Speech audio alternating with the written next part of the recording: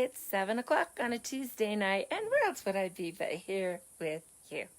DJ Sets here with Little Hearts Academy and Imperfect Heroes podcast, and I am still up on the mountain and at a different location, but you might hear dogs, you might hear grandkids and nieces and nephews and kids and lots of families, so that's wonderful and great. And you know, it's really nice because it fits right in so well with our topic. Hey Nephi, good to see ya. And we're talking about how your own childhood trauma can affect your children. And that's what our podcast was that dropped yesterday. I highly recommend you go and listen to it, of course. Danielle Ingenito. And she just explains things so well.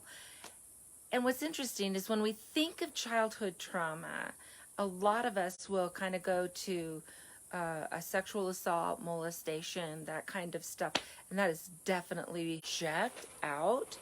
Those feelings, those fears, those emotions onto our children.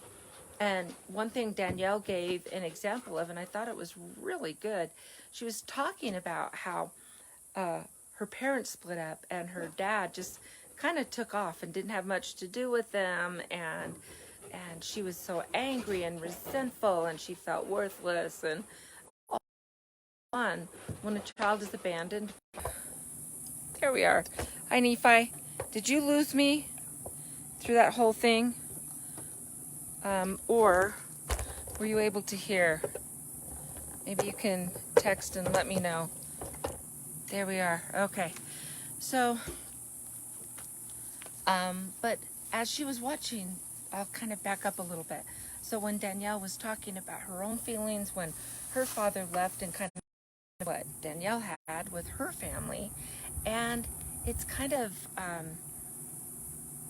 easy, I think, to say, oh, this is what I wanted. This is what I wanted from my family. This is what I wanted from my dad. This is what I wanted from my mom. But her daughter is a very different person. And because of those individualities, she needed different things. And she didn't need what her mom was trying to offer to her. And that's something that we kind of have to watch out for. And so it could be all kinds of things. If there was like a sexual assault, molestation, I think almost everyone had negative experiences at school. And so whether we would say that we were traumatized by it or whether we were just, it wasn't fun to go through, but it wasn't something that changed your whole outlook. And so there's all these different spectrums of how you reacted, how bad the bullying was, all of those things. It makes it so that your onto the child, and so then the child starts experiencing greater fears than they would, and we're kind of developing a neuroses in our kids. I hope this is making sense. Let me know if this is relating to you and making you maybe stop and think. Of course, as you're dealing with your own childhood trauma and you're letting those things that you can go to that are pro bono, that have a sliding scale, you might want to look at your faith and see what options that they have available. If you're